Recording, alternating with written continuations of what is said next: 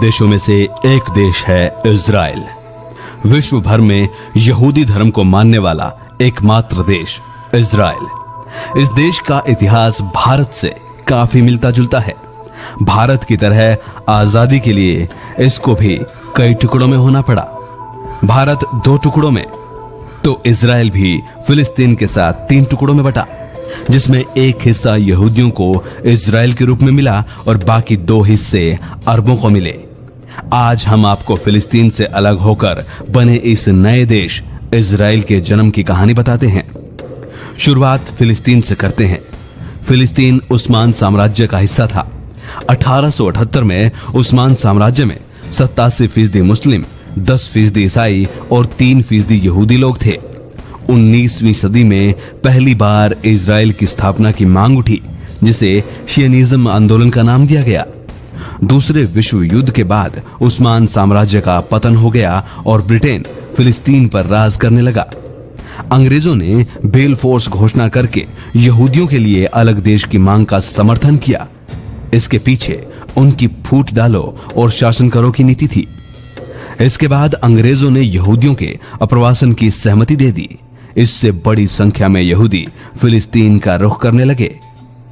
ये लोग फिलिस्तीन आकर जमीन को कब्जा कर खेती करने लगे। यहूदियों की बढ़ती संख्या और पहले से रह रहे अरब लोगों में इसके कारण हिंसा होने लगी। इसके देखते हुए 1930 में अंग्रेजों ने अप्रवासन को सीमित करने का फैसला कर लिया, लेकिन इससे मामला और बिगड़ गया। अप्रवासन समिति करने के विरोध में यहूदी लड़ाकों का गठन होने लगा। वे लोग अरब के लोगों और ब्रिटिश राज को खत्म करने की कोशिश करने लगे। शुरुआत में फिलिस्तीन की आबादी में यहूदियों की संख्या मात्र 3% थी, जो 1938 में बढ़कर 30% जा पहुंची। इसके बाद भी गैर कानूनी तौर पर यहूदी फिलिस्तीन आते रहे, जिससे हिंसा में और ज्यादा बढ़ोतरी होने लगी। वे लोग ब्रिटिश राज से जुड़े संस्थानों पर हमला करने लगे। दूसरे विश्व युद्ध के खत्म होने के बाद भी जुलाई 1946 तक लगातार 6 सालों के युद्ध से ब्रिटेन कमजोर हो चला था। इसके बाद भी यहूदियों के अप्रवासन का सिलसिला जारी रहा। बढ़ती हिंसा को रोक पाने में नाकाम हो रही ब्रिटिश राज ने यूएन से इस मामले का हल निकालने को कहा। इसके बाद नवंबर 1947 में यूएन ने फिलिस्तीन को 3 हिस्सों में बांटने का फैसला लिया। पहला हिस्सा यहूदियों को, दूसरा हिस्सा अरब को और तीसरा यरूशलेम। 14 मई 1948 में अंग्रेजी राज खत्म हो गया और इजराइल ने खुद को एक आजाद देश घोषित कर दिया। दूसरे विश्व युद्ध में यहूदियों के नरसंहार के बाद बचे खुचे यहूदियों ने भागकर यरूशलेम के आसपास पनाह ले ली थी। अरब के मुसलमानों ने इसका विरोध किया, जिसके बाद यहूदियों और अरबियों का युद्ध शुरू हो गया। इसी झगड़े के बीच संयुक्त राष्ट्र ने 19 नवंबर 1947 को फिलिस्तीन के 3 हिस्से किए थे, जिसमें इजराइल, लस्तीन के रूप में 2 राष्ट्रों को मान्यता मिली, जबकि यरूशलेम को अलग राज्य बनाने की बात की गई। हालांकि बाद में इजराइल ने यरूशलेम को भी अपने देश में मिला लिया। इसके साथ ही अरब और इजराइल की दुश्मनी शुरू हो गई, जिसमें एक तरफ इजराइल अकेला था तो दूसरी तरफ इराक, लेबनान, सीरिया, मिस्र, लीबिया, यमन, सऊदी अरब और अन्य मुस्लिम देश थे। इस लड़ाई में इजराइल को सिर्फ अमेरिका का साथ मिला।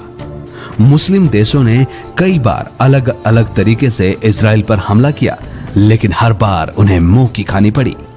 ऐसा ही एक हमला जून 1967 को हुआ, जिसे 6 डेज वार कहा गया। इस युद्ध में इजराइल ने एक साथ मिस्र, जॉर्डन, सीरिया, इराक और सऊदी अरब को मात्र 6 दिन में पराजित करके अपनी ताकत दिखाई। पिछले 67 सालों में इजराइल ने 7 से ज्यादा युद्ध लड़े, जिनमें हर बार उसने ही जीत हासिल की। ज्यादातर दूसरे देशों ने ही उन पर हमला किया, जिसमें उन्हें मुंह की खानी पड़ी। 6 अक्टूबर 1973 को ऐसे ही हमले में सीरिया और मिस्र ने इजराइल पर अचानक उस समय हमला बोल दिया जब देश के लोग योम नामक त्योहार मना रहे थे। इजराइल ने भी तुरंत हमले का जवाब दिया, जिसके बदले में मिस्र और सीरिया को भारी नुकसान उठाना पड़ा। 1972 में म्यूनिख में हुए ओलंपिक में फिलिस्तीन के आतंकी संगठन ने स्टेडियम के बीच में इजराइल के 12 खिलाड़ियों पर हमला करके उन्हें मौत के घाट उतार दिया था। खेल जगत में इससे सबसे बड़ा हृदय विदारक घटना माना गया था। लेकिन इसके बाद इजराइल ने इसे अपने ऊपर लेते हुए अपनी सुरक्षा के इंतजामातों को कड़ा किया। उस समय इजराइल की प्रधानमंत्री रही गोल्डा मेयर एक एक करके सभी खिलाड़ियों के घर गई और उनके परिजनों से वादा किया कि इस वारदात में जो भी व्यक्ति शामिल है उनमें से किसी को भी नहीं छोड़ा जाएगा। इस घटना का बदला लेने का जिम्मा आया इजराइल की खुफिया एजेंसी मोसाद पर।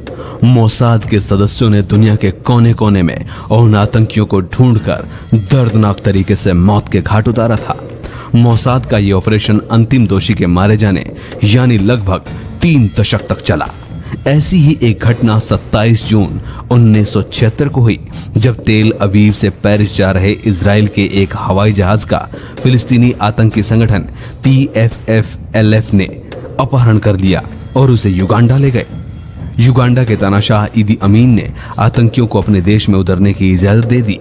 अपहरणकर्ताओं ने बंधक बनाए गए लोगों को छोड़ने के बदले फिलिस्तीन के आतंकियों की रिहाई की मांग की, लेकिन इजराइल की सरकार ने इसके बदले कमांडो कार्रवाई का विकल्प चुना, जिसके बाद दुनिया के सबसे खतरनाक मिशन को अंजाम दिया गया, जिसमें इजरायली कमांडोज और मोसाद के सदस्यों ने युगांडा जैसे देश में जाकर सभी अपहरणकर्ताओं को मारा और सभी बंधकों को सुरक्षित रिहा करवाया। मार्च 1978 में लेबनान के आतंकी संगठन PLO के आतंकियों ने 35 इजरायली नागरिकों की हत्या कर दी।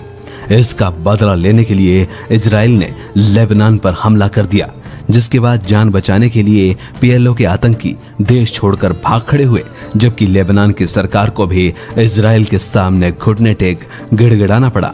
जून 1981 में भी इजराइल ने एक ऐसी ही घटना को अंजाम दिया जिसे देखकर पूरी दुनिया हैरत में पड़ गई। असल में इजराइल को भनक लग गई थी कि तानाशाह सद्दाम हुसैन परमाणु हथियारों की खेप तैयार करवा रहा है। इजराइल ने इसकी जानकारी संयुक्त राष्ट्र और अमेरिका को दी। इराक पर दबाव पड़ा तो उसने ऐसी किसी प्लानिंग से साफ इनकार कर दिया, लेकिन इजराइल को पक्का विश्वास था कि सद्दाम अपने देश में परमाणु कार्यक्रमों को बढ़ावा दे रहे हैं।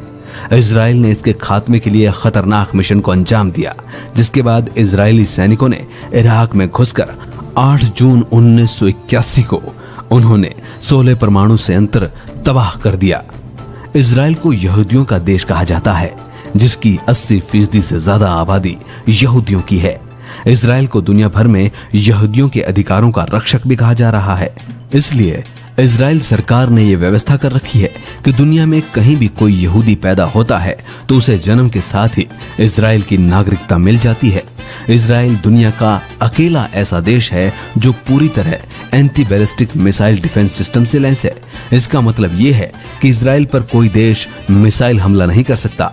ऐसा करने वाली मिसाइल इजराइल वापस उसी के देश में मोड़ देता है।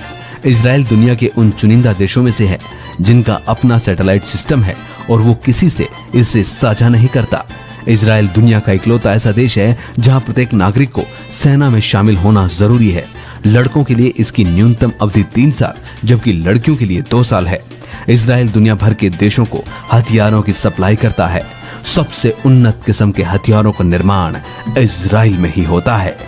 तो ये थी इजराइल की हिस्ट्री, इतिहास और ताकत। One India YouTube Hindi channel में फिलहाल इतना ही।